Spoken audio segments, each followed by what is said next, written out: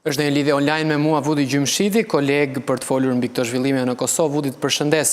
Si e sheh faktin që atë që thot zoti Zveçla dhe gjithashtu edhe drejtori i policisë për dronë në veri të Kosovës, KFOR-i e mohon? Nuk është e çuditshme që KFOR-i mund të përpiqet ta mohojë një pretendim të tillë nga ana autoriteteve të Republikës Kosovës, duke qenë se KFOR-i ka qenë përgjegjës për vijën kufitare ndërmjet Kosovës dhe Serbisë edhe vetëm 2 vite më parë, me 24 shtator të vitit 2023, kur një arsenal i tërë armatimi i paraushtarakëve serb të sponsorizuar nga Beogradi zyrtar ishte kontrabanduar në Kosovë mundun hundet e KFOR-it dhe ishte përpjekur që të organizohej një situatë e cila e aneksimit të veriut të Kosovës. Është jashtëzakonisht shqetësuese që zyrtarët e KFOR-it japin një përgjigje të tillë, por kjo është gjithashtu në përputhshmëri të plotë me faktin që mediat në Kosovë nuk janë të interesuara për të sfiduar situatat reale dhe për të sfiduar narrativ të tilla e cila meton të shtrembërojë realitetin. E qartë. Vudi, po pse nuk sjellin fakte, pse nuk sjellin pamje atëherë policia dhe ministri i Brendshëm për ta vënë përballë përgjegjësisë KFOR-in se si dronët kanë shkelur hapësirën e veriut? Absolutisht keni të drejtë, prandaj e thash, është çështje që mediat nuk janë duke vepruar me integritet dhe dinjitet për ta kryer detyrën e tyre. Në rastin kur qeveria pretendon diçka, mediat duhet të kërkojnë dëshmi. Në rastin kur KFOR-i pretendon diçka, mediat gjithashtu duhet të kërkojnë dëshmi. Dhe nëse qeveria ofron dëshmi e KFOR-i i mohon ato, atëherë mediat duhet t'i mohojnë ata para llogaridhënies dhe t'i ekspozojnë për skandalin që është ashtu siç është, pra skandal i shtrembërimit të informacionit. Takime apo jo, të rëndësishme apo jo, në SBA janë disa prej titujve që i gjenë në mediat e Kosovës. Vjosa Osmani takohet me presidentin Donald Trump, ndodhet në Amerikë zoti Kurti, ndodhet zonja Donika Gërvalla, takime të rëndësishme, bilaterale, trilaterale, tryeza pune. Çfarë po ndodh aktualisht në sesionin e OKB? Si i sheh këto takime edhe në kuadër, le të themi, të pezullimit të dialogut strategjik? Në radhë parë duhet të sqarojmë edhe një herë, nuk ka pezullim të dialogut strategjik sepse nuk ka pas dialog strategjik ndërmjet Kosovës dhe SBA-s. Ajo çfarë kishte ishte një propozim presidentes Osmani drejtuar administratës Biden në vitin 2021, e cili propozim ishte përshëndetur nga sekretari Blinken në vitin 2022, por nuk ka pasur ecuritë më të tjeshme. Ajo çfarë ka deklaruar ambasada e Shtetit të Bashkuar të Amerikës në Prishtinë nga e ngarkuara zonja Anu Pratubati është thjesht gënjeshtër. Është konfirmuar edhe nga Radio Evropa e Lirë, përveç që ne e kemi konfirmuar.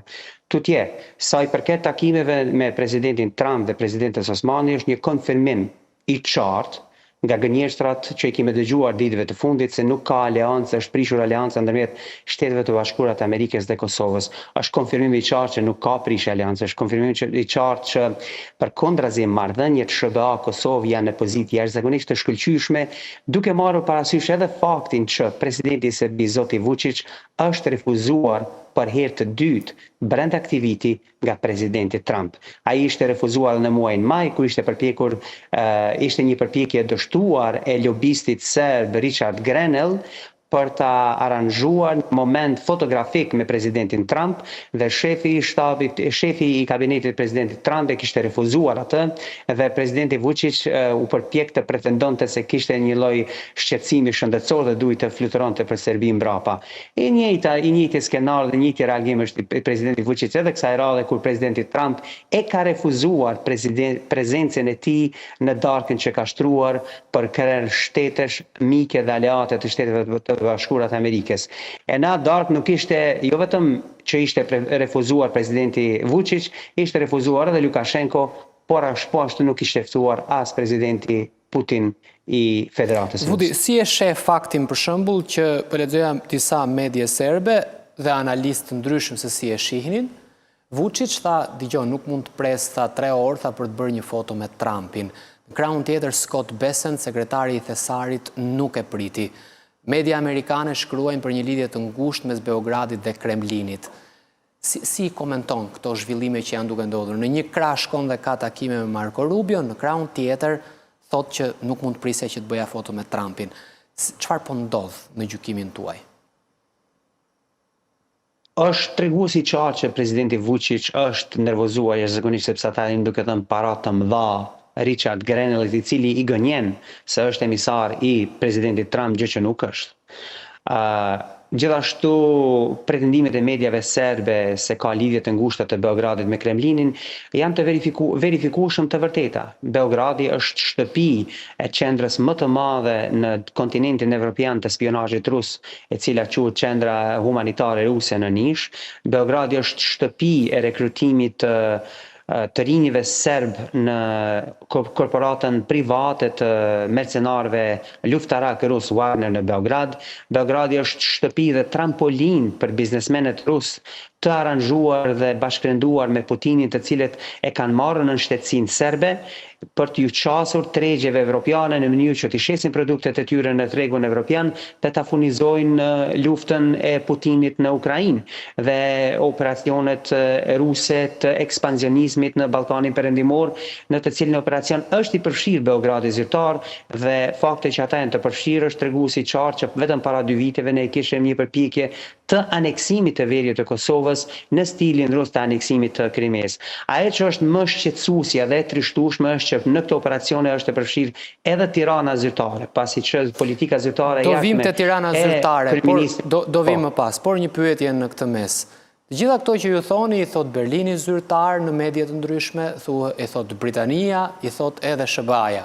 Ndërkohë sanksionet janë mbi Kosovën. Pse? Temet e qartë, nuk ka sanksione ndaj Kosovës, ka pako të masave ndëshkuese nga ana e BE-s, si rezultati i asaj që leadershipi kosovar ka refuzuar të zbatoj implementimin e marrëveshjeve të nënshkruara ndërmjet Kosovës e Serbisë nga ana e leadershipit të ish-presidentit Hashim Thaçi dhe ish-kryeministit Isa Mustafa, të cilat marrëveshje mëtojnë për ta instaluar Republikën e Serbisë brenda Kosovës dhe për ta defunksionalizuar shtetin e Kosovës. Leadershipi kosovar me të drejtë ka refuzuar dhe ka rezistuar presioneve për të mos i zbatuar këto marrëveshje, sepse kanë për obligim për ta ruajtur funksionalizimin e shtetit të Republikës Kosovës.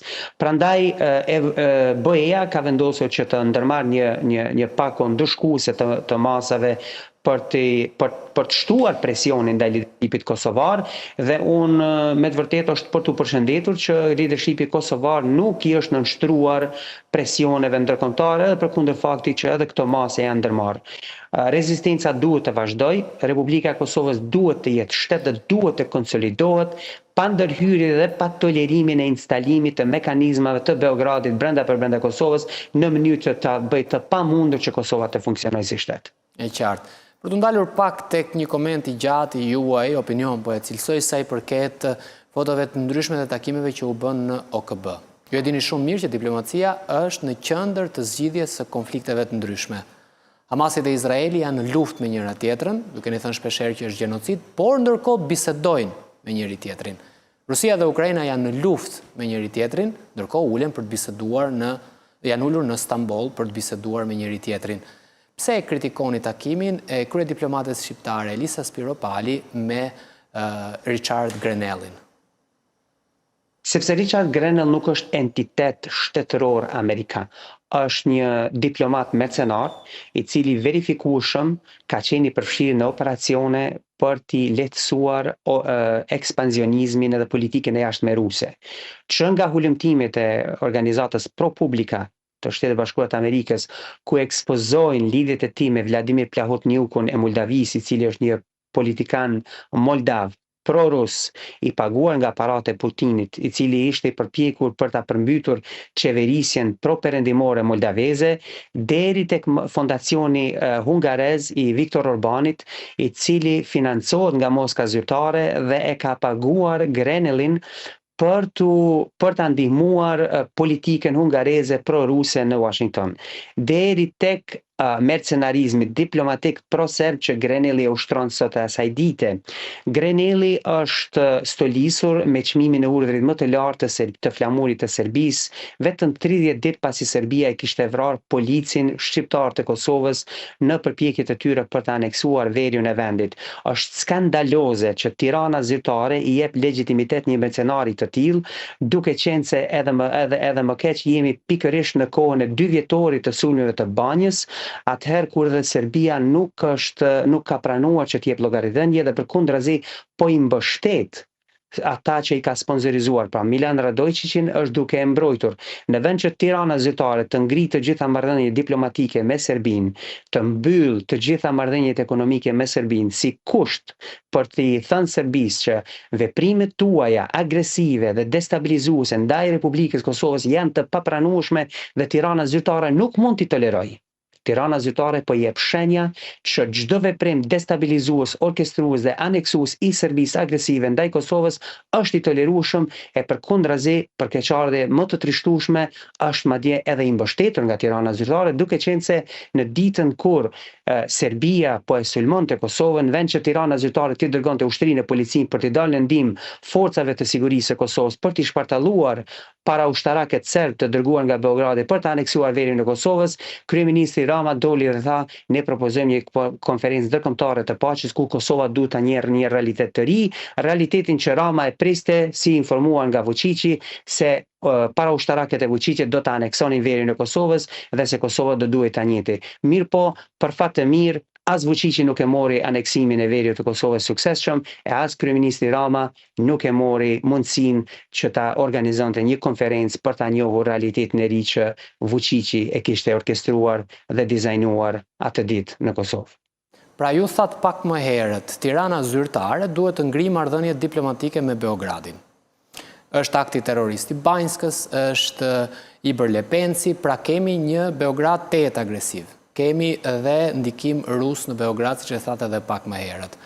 Por në krahun tjetër, Shtetet e Bashkuara të Amerikës, administrata Biden dhe administrata Trump, të gjitha vendet evropiane thonë që dialogu do të zgjidhet në Bruksel, njohja e ndërsjellë është në qendër, kur Prishtina dhe Beogradi bisedojnë për njohjen e ndërsjellë, se duhet që Tirana t'i ngrijë marrëdhënie diplomatike me Beogradin.